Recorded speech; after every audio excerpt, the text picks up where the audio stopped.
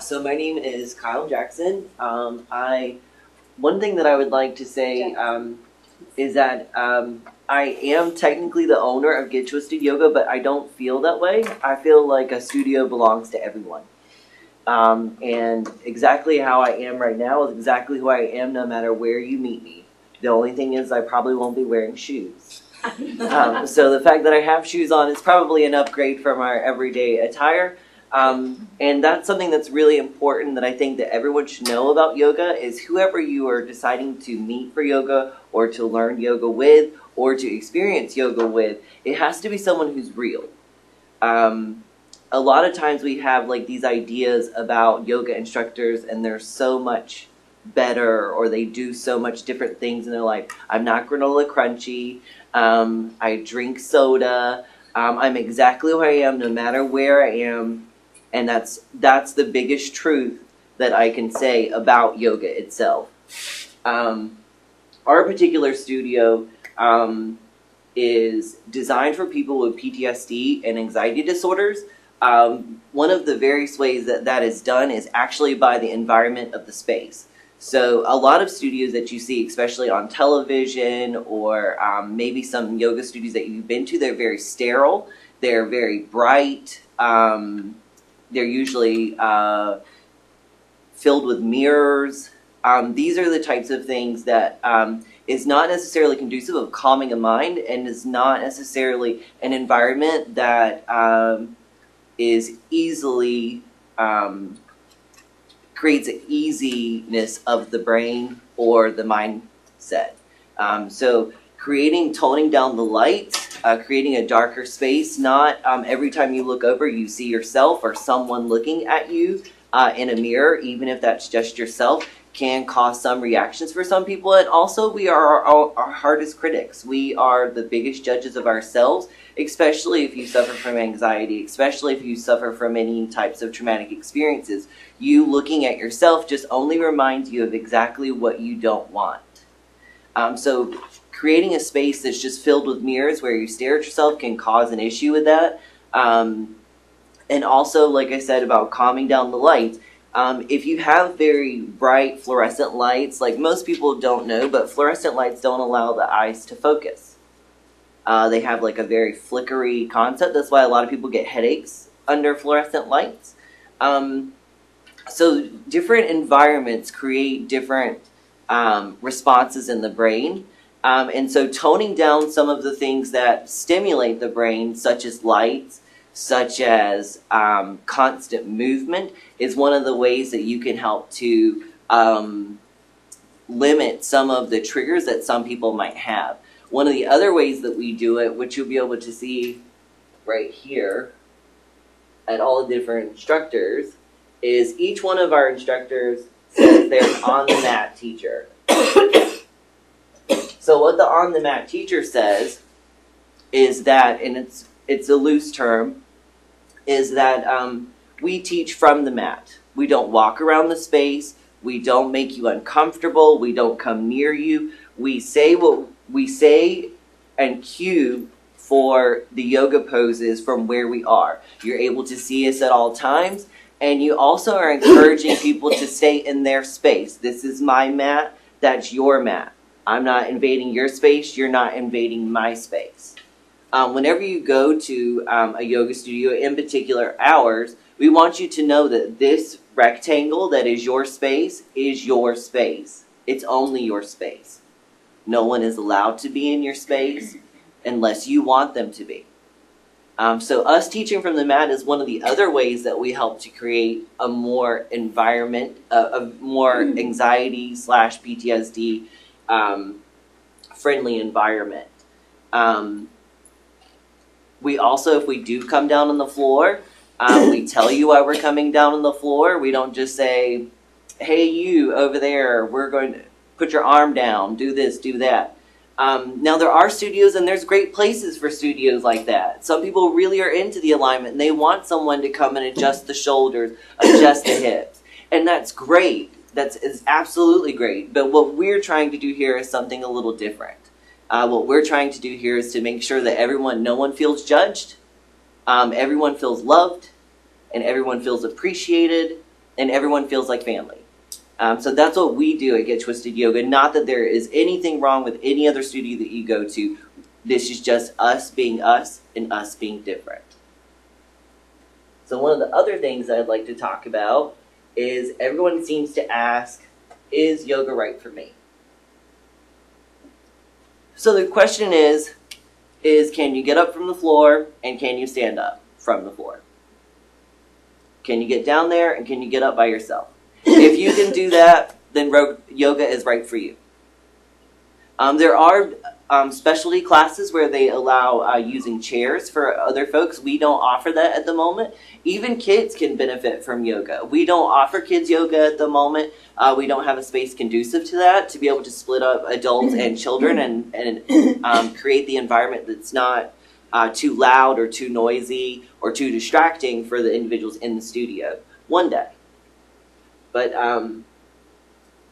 the type of yoga that we teach here is called Hatha Yoga. Most people, if you look at it, they say Hatha. It's actually Hatha. It's one of the many branches of yoga. Yoga has lots of different branches. What we're only talking about is Hatha Yoga. I didn't specialize in many of the other types of yoga, and yoga is something that's been done for thousands of years. And the reason we know about it is through ancient scriptures. They're called Vedic scriptures. That's how we know about them. But you can date like pictures and monographs and tablets have depicted different yoga poses for thousands of years. So one of our most popular types of flows, and flow means, vinyasa means moving with the breath. So you hear it all the time, we're like inhaling the hands on up, exhale doing this. That's moving with the breath. The breath itself actually helps to control some of the muscles in the body. If you think about it, whenever you take that deep inhale, your whole body tightens up, especially like if you get scared. You're like, and you hold your breath, and your whole body's tight.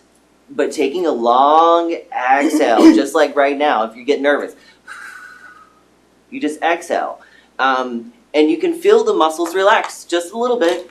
It may not be a whole bunch, but it's just enough to make you feel a little better. So one of the things that we offer, and is the most popular, is hot yoga. So hot yoga is where we use forced air in our studio. So we have lots of different types of heaters. And it increases the temperature of the space to, in our studio we try to get at 100 degrees. I think the cutoff is around like 110. We normally don't even get close to that. And the humidity level is a little higher. So that's inducing sweat. Also, the other thing that it's doing is it's warming the muscles a lot quicker than it would be for you to have to run around the block 5 or 6 times to get warmed up. Instead, we're just increasing the temperature in the studio. A lot of people ask, is it okay for me to do it? Well, one of the things that is not okay or is not suggested for you doesn't mean you can't do it, because I'm not a doctor. Never will be, is that you shouldn't, it's not suggested if you're pregnant or if you have high blood pressure. So the reason that is because it increases heart rate. We know that if you are pregnant, especially in certain types of pregnancies, we don't want to increase your blood pressure. And if you don't have regulated blood pressure, we don't want you passing out on us. We don't want you to hurt yourself by falling over. It's not to say that you can't do it, but I am not a doctor, and it's not suggested. And in fact, on my liability waiver, it says that. Another one that just about everybody can do, it's called restorative yoga. So basically, this is actually my favorite because I teach 19 classes a week. So this is my favorite, and I'm an on-the-mat teacher, so I'm doing yoga with you the whole time. So whatever you are doing, I am doing with you. So restorative yoga is, you're basically doing lots of different stretches and poses, but you're being supported through the whole process with bolsters, which are basically giant pillows. So whenever people ask me what it is, I'm like, we lay around on pillows for 45 minutes. Anybody can do that, right? So all of this is just relaxing the muscles, so the muscles are supported. They allow you to breathe and relax, and the longer you stay there, the more of a stretch you get, but you don't feel it. It's very, very gentle. It's very, very beneficial. There's a lot of articles out there, and we could go days and days and days about all the different articles that yoga benefits the mind and the body and the spirit. The other part is just the vinyasa flow. So it's basically the same thing as hot yoga, only for me, I usually step it down a notch. Like this one, I usually throw a bunch of challenging poses in it because the muscles are a lot looser. And so if you want to feel a little more bendy, you can push it a little bit more. In a vinyasa flow, we're not necessarily cranking the heat up. So this is just to get movement and circulation into the body and control the breath. One of the biggest things that I would like to say about yoga is that yoga can be whatever you need it to be. So the reason I say that is because if you're coming and you just want to feel relaxed, then feel relaxed. That's what you go there for. Set the intention. I want to feel more relaxed. I had a really hard day. I had a really hard week. I just want to be calm. Well, go to yoga for that. If you want to get a sweat on, go to yoga for that. If you want to tone the body, go to yoga for that. If you're doing it as a recovery for your everyday workout, recovery. Yoga is great for that. So yoga can be whatever you need it to be. There's so many different types of yoga, and nowadays there's like coming out with like all kinds of different weird ones like booty yoga and Pyo and Pilates. It's yoga. It's yoga. Now they speed it up, they slow it down, they add twerking into it. I don't really know, but because that's not what I do. What I do is yoga. I would say that one of the biggest challenges that I've ever had with yoga is people that want to try yoga but aren't open to yoga. We say things that may make you uncomfortable because you're like, why are you saying things like that? But one of the reasons that people come to yoga, like if I say you are enough, that's important. Because you are enough. You don't have to be anybody else tomorrow, and you don't have to be anybody else today. You are enough. Every single one of you. You can only be who you are. You can't be someone else. And that's the important part about yoga. Just because Susie Q can pull her foot to the back of her head does not mean I have to do that, because that's not what yoga is to me. Yoga is about me. Yoga is not about anything else. This is my space. This is my body. I listen to my body. You listen to yours. That's what yoga is. I think that that's something that's really important. And like I said, sometimes I think that people are a little too uncomfortable with the idea of someone trying to encourage them, or they feel like it's very therapy-like. But that's not really the intention. The intention is just a reminder. It's a reminder that you are exactly who you're supposed to be. And the same things that I'm saying to you as a person who would like to enjoy yogi or yogi is the same things that I'm saying to myself. So as I'm talking to you, I'm talking to myself. Because we are people, we are humanity, we are all one. And I know that sounds a little bit woo-woo, right? But it's important. Because I think that in everyday life we forget these things. We forget that we are humanity, we are people. And I think that that's something that yoga has really benefited people in, is being able to understand that everybody's together. Probably one of my biggest challenges beside that is just finding time for everything. Another thing that we also do is we also try to introduce a lot of different types of natural healing and different modalities. So like one of the things here is chakra balancing. That's a very confusing thing to try to explain in a few minutes. But basically it's energy points of the body, and all cultures around the world have suggested that there is one. Some people suggest there's 7, some people suggest there's 5, some people suggest there's 24. But everyone suggests, through all cultures, through humanity, that there is energy points on the body. Commonly, most people associate something like this with acupuncture. If you ever tried to read that type of acupuncture, there's like 1,000 meridians, and it's all very confusing. But one of the other things that we also do is we host different events. One of the more recent ones that we were just in the upcoming weekly about is that we had a community sound healing. So this is singing bowls. Singing bowls were actually first created by Tibetan monks, and they were actually bells. They turned the bells upside down, they checked the tone, and for some reason that connected with someone thousands of years ago. So one of the things that we try to do is we try to make things not only interesting, but also affordable. So for this particular one, just because we wanted people to experience it, we did it donation-based. And the space can hold 20 people. We can hold 20 people in the studio on their mats. We could fit more if we just crammed them in, but we don't want to do that, right? Because we want everybody to have their own space. So this was sound healing, which of course the event's over now. But she played singing bowls. One of the other things that we do too, because I also have a store there where I make things, but we do make and take classes where we use essential oils and teach you how to make your own roller balls. Pretty soon there'll be some other classes, sugar scrubs, salt scrubs for self-care. New Year Relax and Restore, we did that one. That was a big hit as well. We worked on setting intentions for the new year and different restorative poses. Same thing goes on. More essential oil stuff. There will probably be some other classes coming up. I actually am working with some doulas. And I have a presentation for them at Kinder Koalas on the 24th, where we're teaching herbs and different things like that, and movement for pregnancy. We have built rooms in the studio, so pretty soon we'll have rooms for Reiki, massage therapy, and just introducing lots of different items. And I think that that's pretty much a good crash course and what Get Twisted Yoga is.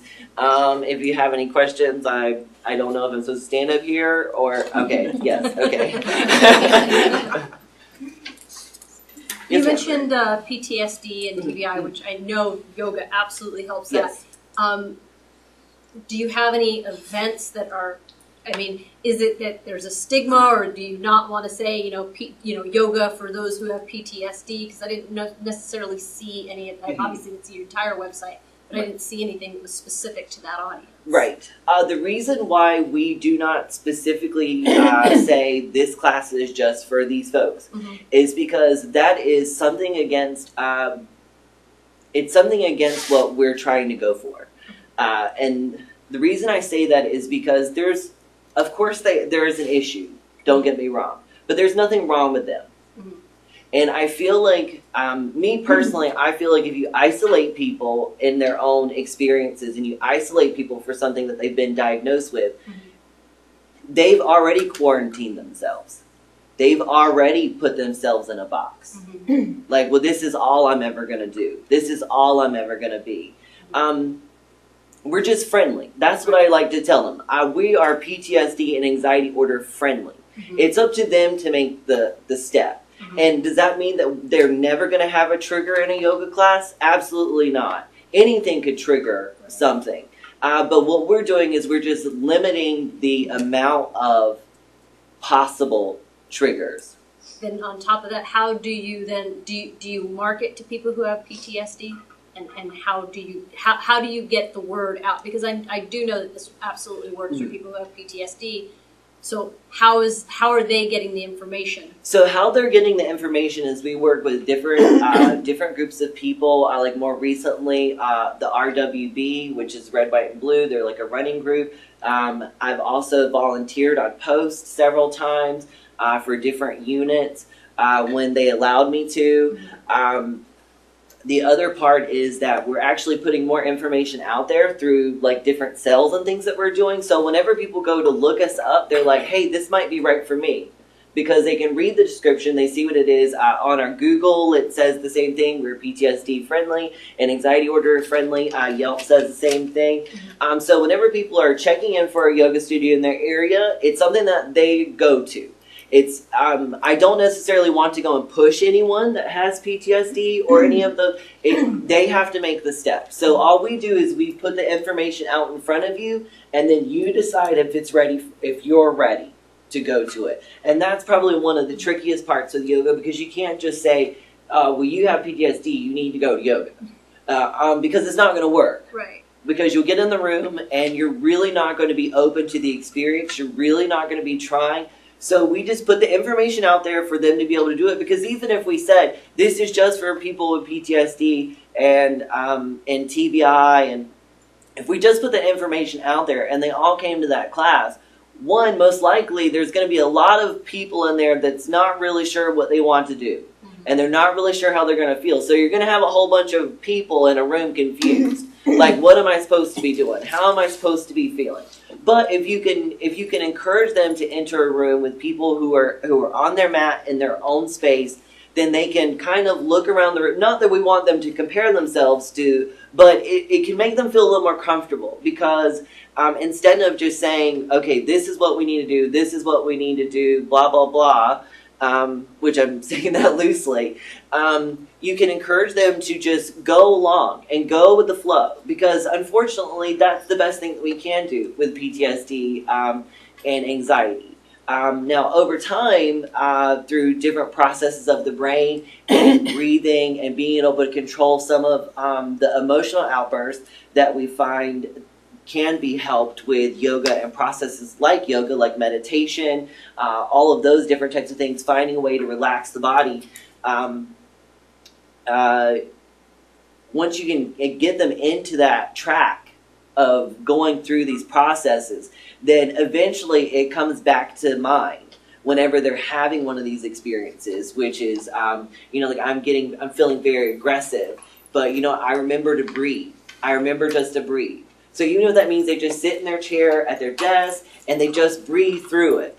Now, not all times does that work, of course, but that's what I like to do. I don't want anyone to feel like I'm putting them in a bubble, or I'm putting them in this special place because there's something wrong with them. There's not. Okay. Hopefully that's helpful. So what are the health benefits of yoga? Okay, so there's lots of great benefits, and it benefits differently through age groups and different groups of people. So one of the benefits is obviously flexibility. Especially like let's say that you are a person who works out a lot. So really what happens with working out is you get like little tears in the muscle, and then once the tears heal is how we associate with muscle definition. So a six-pack is actually where your body healed from tearing it. Which of course it's, I kind of did that loosely, but basically it's the same thing.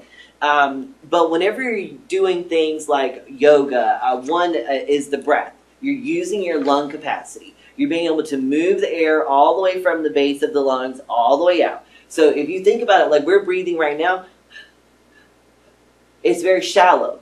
We don't carry the breath all the way down into the bottom of the lungs. So one of the things that I've always learned about, which people always find the hardest, is actually the breath.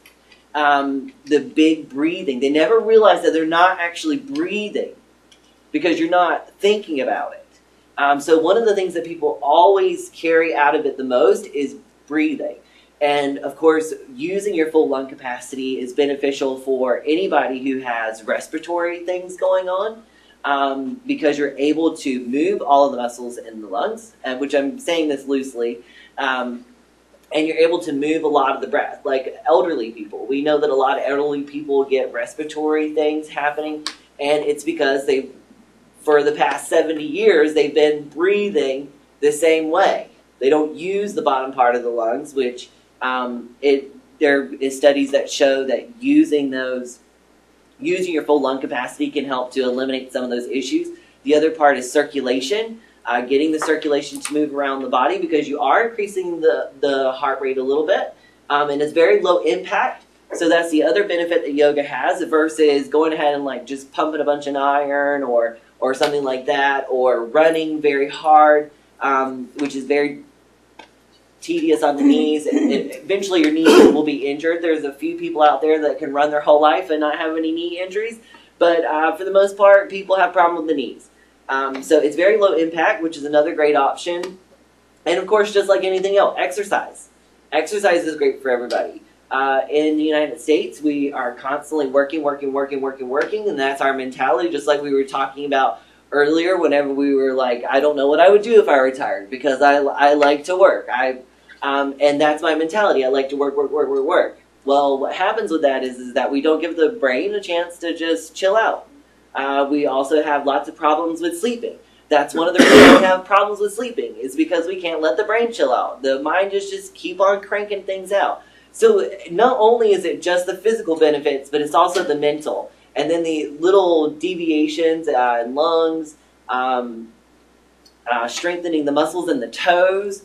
Yoga is actually one of which CrossFit is said to do some of these things too, but CrossFit is also, they have high impact. They have a higher risk of injury. It actually works on the tiny muscle groups. And most of your injuries that happen are actually in the tiny muscle groups. Like if you tweak your back or something, a lot of times it's not because you did it in a major muscle, it's because you did it in a teeny tiny muscle that runs right along the spine. The same thing with your ribs. You can tear an intercostal muscle. Well, there's not too many exercises that you're going to do at the gym that's really going to strengthen too much of your intercostal muscles. But you can do that with yoga. Hopefully that answers the question. There's a whole bunch of reasons why it's beneficial to you, so it's really difficult because I could just keep on throwing stuff. We could be here all the way. I don't know what time it is now, but we could keep on going. I'd probably be here for a year. And so, Kyle, you mentioned earlier in our discussion that you had a shot in front of Get Twisted Yoga. Can you tell us a little bit about Oh, sure. So I actually have an herbology certificate. I have an introductory certificate for herbalism. That's as far as I'd like to go. I never want to be clinical. Again, like I said, I don't want to be a doctor, never want to be a doctor. I would not like that job at all. But my job, or how I feel that my job is as a person, is, and what I can contribute to people as a whole, is that I can offer information. Information that you can do with whatever you see fit, and that's totally up to you. So one of the things that I do in the shop, which I've had a hard time keeping up with things since taking over the yoga studio, is I make healthier candles.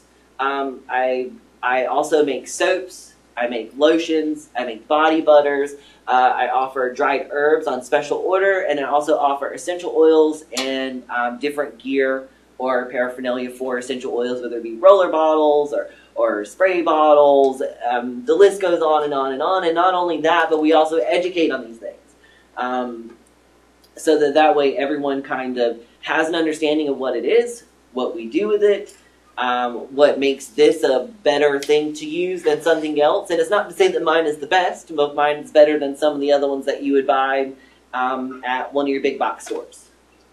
And that's really my goal as a human being.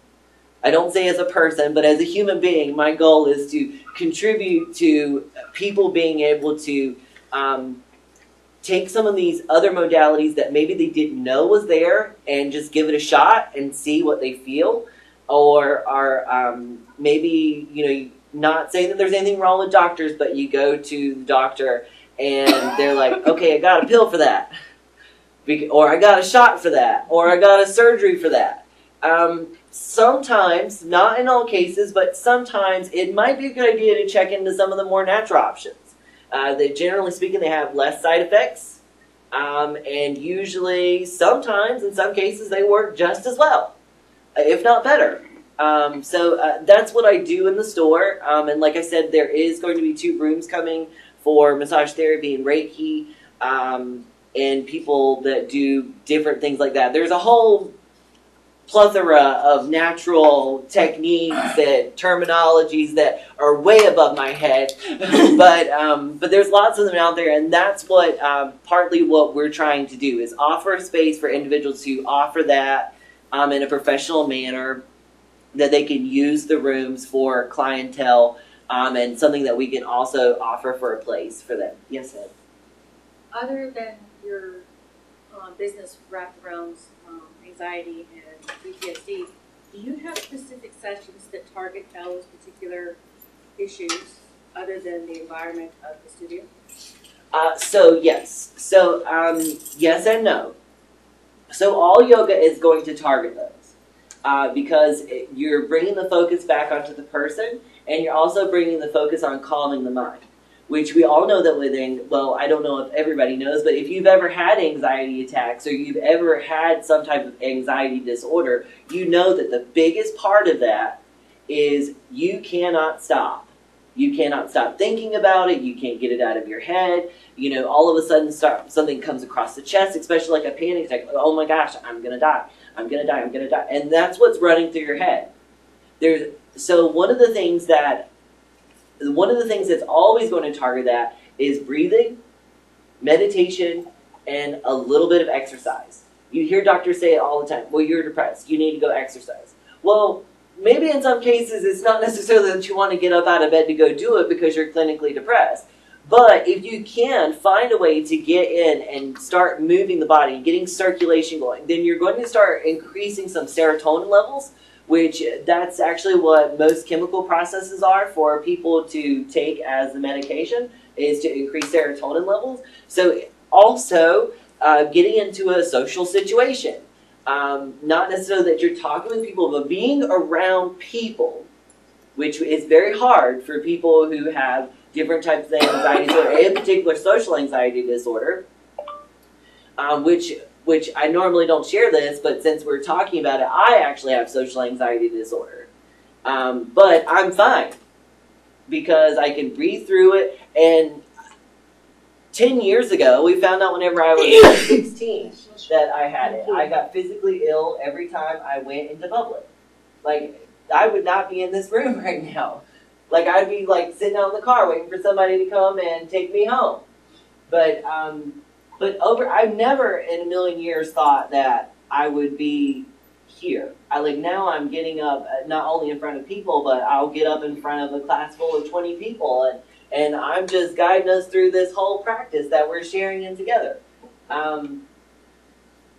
Any types of, and the point of that is being in an environment with people is actually going to help to stimulate some serotonin levels. Just like touch, human touch, it encourages oxytocin. Being a human being and being part of humanity is part of mental health. I think that that's one thing that is easily looked away from. And I think that creating an environment where people feel comfortable with other people, I think that, and like I was telling before, putting people in a box is not the answer. Putting people in this little bag of problems is not the answer. So encouraging people and letting them know whenever they come in, like if a person comes in and they say, I'm battling PTSD and I had a TBI injury, I said, okay, all right. I don't treat them any different. I tell them, this is the space. We leave our shoes here. Pick a space that you feel comfortable. I'm going to be teaching from the stage, and I'm going to be staying on that stage. And if I come down on the floor, I will tell you that I'm coming down on the floor. Then I also say, just if you don't want people to be too close to you, people don't really like being in this space. So if you want to be over here, be over here. So part of it is just communication. They come to me, they tell me what's going on. I make that accommodation. The other part too is I ask, is there any types of music that bother you? There are lots of suggestions, and there's different people that debate on it, whether using healing chants in yoga, which I don't really use too many chants. They're just not necessarily my thing. I don't really connect with them like I connect with other music. So I just ask, just out of, does any types of music bother? Do you feel that it would bother you if someone was singing in a different language? We all know that, unfortunately, in some of the places that people have been, that was something that was very common. Every morning, every evening, maybe every afternoon, they're hearing someone singing in a different language. It's echoing off of every building. It's playing through their brain over and over and over again. So the biggest part of that is them introducing themselves to me and just being open with however they feel and whatever they think. And that's one of the things that I always tell them. If you're uncomfortable, tell me. I will do what I can. Tell me. It doesn't matter if you just stick your hand up in a class of 20 people and we're not even, if you tell me that you're uncomfortable, I'm going to find a way, if I can, to make you feel comfortable. Even if that means, hey, look, come over here and sit on the couch for a few minutes. Just sit over here on the couch for a few minutes. Because that's what I'm trying to do. I'm responding to people individually, not as a whole. Each of us are individuals. And what plan works for this gentleman may not work for this young lady. What works for this young lady may not work for that gentleman. So that's really the best way that I can describe it. It's one of those things that's very difficult. It's being intuitive. It's filling out the people. It's filling out where they feel uncomfortable, where they feel comfortable at. Like, for instance, I do have this one gentleman right now. Normally at the end of yoga, we put peppermint towels on the forehead, especially after hot yoga. It helps to relax the face. And on a more woo-woo side, it opens people up. Not only does it open your sinuses up, but it also opens the heart. So one of the things that this gentleman does not want is he does not want a peppermint towel. He is never going to want a peppermint towel. I'm thinking one day he's going to give in and get a peppermint towel just to see what it's like. But so far, he's like, I don't want a peppermint towel. I don't want anything to do with it. I don't want you to touch me. Hand me a peppermint towel. And that's and that's okay because he doesn't want it. And I think that that's probably one of the biggest things that I've noticed with all of the yogis is I know who they are as a person. I don't look at them as like, oh, here comes another $1, because they're not. They're people, and I love them. You're welcome. I want to take the last question, please. Oh, sure. What can this community do to help you? I don't know, because I'm really filling it out myself. I'm kind of new to the studio side of things. I just took it over in October. Which I was telling Ms. Lloyd earlier, there was a previous owner before me, and they had some personal issues that didn't allow enough time specifically for the studio. And so I've turned the numbers around since October, and we're doing really, really well. I have lots and lots of more things planned, and I think that probably for me, I don't really want to think about what can the community do for me. I want to know what I can do for the community. That's what I try to do, where I can. Of course, I'm strapped for time most of the time, but if I can offer something, I'm willing to do it, if I can.